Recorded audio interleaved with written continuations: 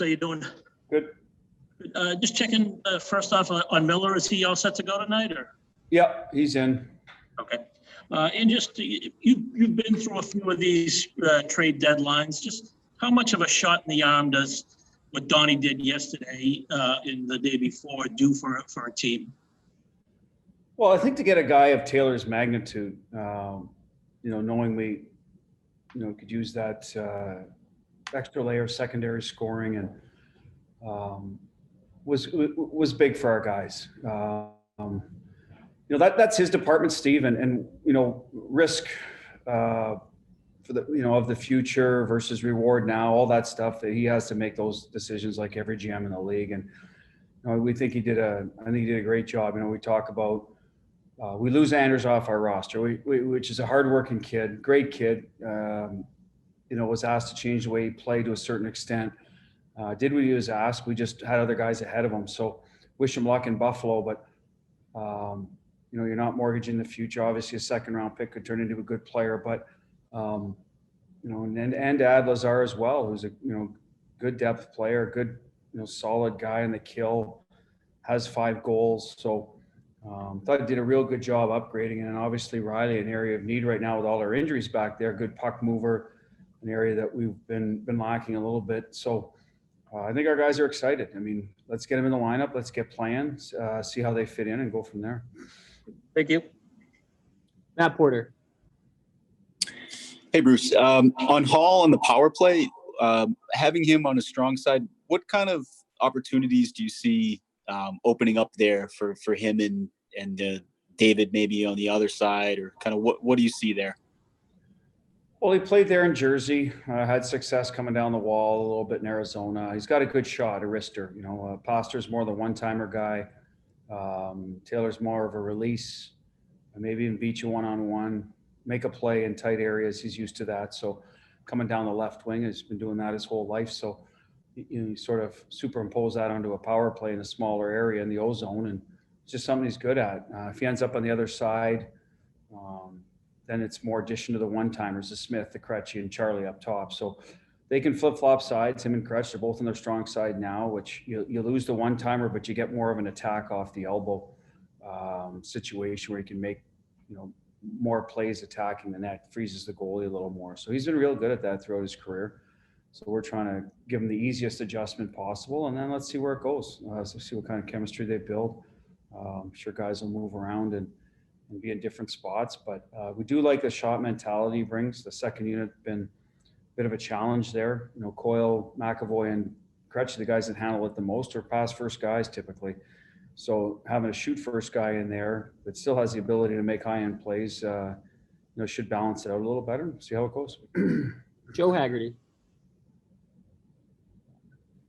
Hey, Butchie. Is there anything further on Frederick? Seems like it's been a little while since we've seen him.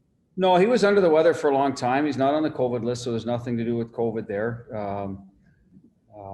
And he skated, is back skating, but has missed because of last week. We had no real practice time, and he missed a lot of that time. I don't think he got on the ice till at least yesterday, I think. So we're going to let him build his conditioning back up, and he'll be back available, kind of as soon as that comes around, which could be as early as Thursday. It's just getting back on the ice, getting reps for him, not rushing him in. It's as simple as that. So should be available to the group, like I said, Thursday. And is there any tentative timeline with Tuukka? I know it's a little, tough to nail down. No, we're hoping for Thursday, Hags. That was the plan. We've got 4 games this week, get him in a couple of them. When we left the rink on Sunday morning, he had a good, skate with the guys that weren't playing. Monday being a day off, we knew that today would be probably not the day. It'd probably closer to Thursday, because we'll be back on the ice tomorrow, get him a little more live action. That's the way it's trending. Thank you. Sophia Yurksevich. Hi. Normally I rely on Steve Conroy to ask this question, but I will ask, and obviously I'm just kidding. But Curtis Lazar said to us that he was good to go, and then Don Sweeney said he wasn't. So I'm just a bit confused there. Is he going to be in the lineup today? He'll be a game time decision tonight. I think what happened there, he was doing conditioning skates, Sophia in Ottawa, Buffalo, sorry, not Ottawa, and hadn't played for a few games. And they had him the information we got that he was targeted to go back in their lineup on Thursday, maybe Tuesday here. So I think that's what happened. Donnie, I can't speak for Donnie, relayed the information he got through their medical team. Player feels he's progressing better than that timeline, and that happens a lot. So he'll meet with our medical staff, did this morning, got through morning skates, says he feels pretty good. We got to be careful. It's a soft tissue kind of injury that you don't aggravate it and then miss, instead of one more game, 2 more weeks, right? It's a big picture thing for us. But we will make that decision tonight. Obviously, if the player feels he's ready to go, we want to trust his decision, and he'll have to do that in sort of in lockstep with our medical staff. And so that's the plan right now. If he's not able to go, it'll be Corrali, Bleed, and Wagner. Okay, great on that. And and you did say that Swayman would be in net tonight? Yep, he is. Okay, great. Thank you. Trey Dare. Hey, Bruce, I guess there's never a foolproof situation, but, what about your core and I guess, how long they've been together do you feel really helps integrate a new player whenever they're showing up in the locker room? Well, one thing I told Taylor and Curtis and Mike for that matter is that our guys are very receptive. It's a family in there. It's tougher in COVID times to get together as a team, and that's where I feel for guys like Smith that came in this year that didn't get to know the guys as well. Some of the younger players, the goaltenders, Vladdy has been here, but Swayman not much. Different guys coming in, as Sean Tenorti coming in on waivers. That our group, like I said, they like to get together, whether it's at home and as a group and with the wives and the kids and whatnot, and on the road at dinners, and it's just been a little bit harder. So get to know them in the room. If there's any questions you have, these guys are high-end talents, but they're also even better people. So anything you need to talk about, whether it's the city, whether it's getting around, whether it's, how your game's going, they're pretty receptive to that. So I'm sure they'll make all those guys feel right at home. They have with every new player. And, I think we're seeing the benefits with Craig Smith the last 2-3 weeks. It probably took him a little while to been in Nashville his whole career. And, now you come here and you don't really get that opportunity, like I said, with COVID. And I just think it takes a little time, and hopefully those guys can get acclimated in a hurry and feel comfortable around the group. Taylor's the one, let's face it, he's been a high-end face of franchise type of player. For him, how's the adjustment going to be, expectations, all that stuff. So we just tried to tell him, hey, you know what, we're a team here, do your job. We're not relying on you to win. You're not the one person winner losing games for us here. It's a team. So anyway, hopefully that's how he feels and just goes out and does what he does best and help the team win. Last one, Kevin Dupont. Butch, a 2-part question around the new guys. First one, Taylor, he talked a bit yesterday about not feeling confident right now, the way this year has gone, and essentially not being himself.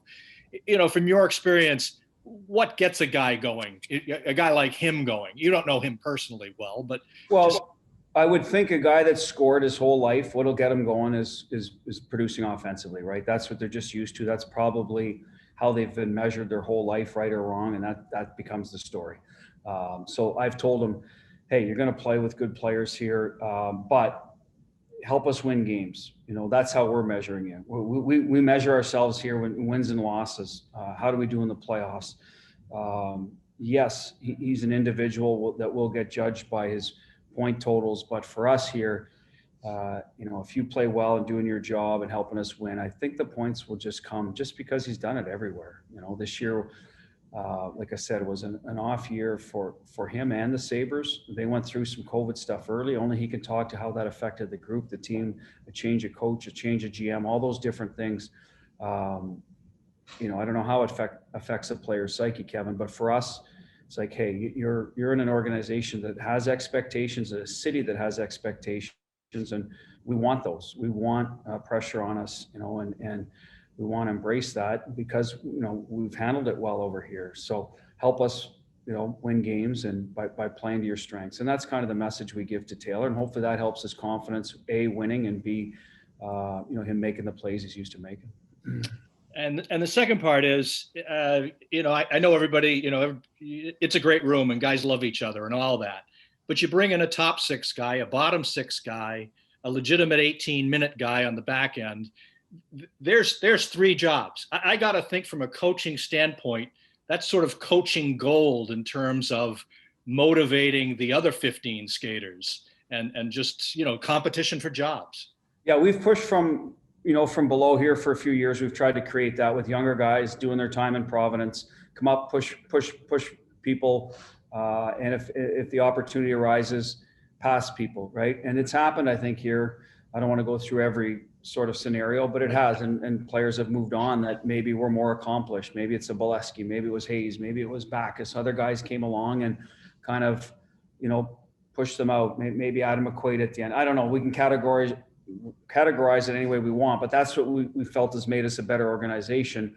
You just have to sort of grow with the times and integrate young guys. And this year, I thought we were doing some of that, Kevin, honestly, and then we just, it went a little bit sideways with the injuries, after our start. So a little bit that of now is, yes, we bought three guys that are NHL players in terms of they were playing for their teams.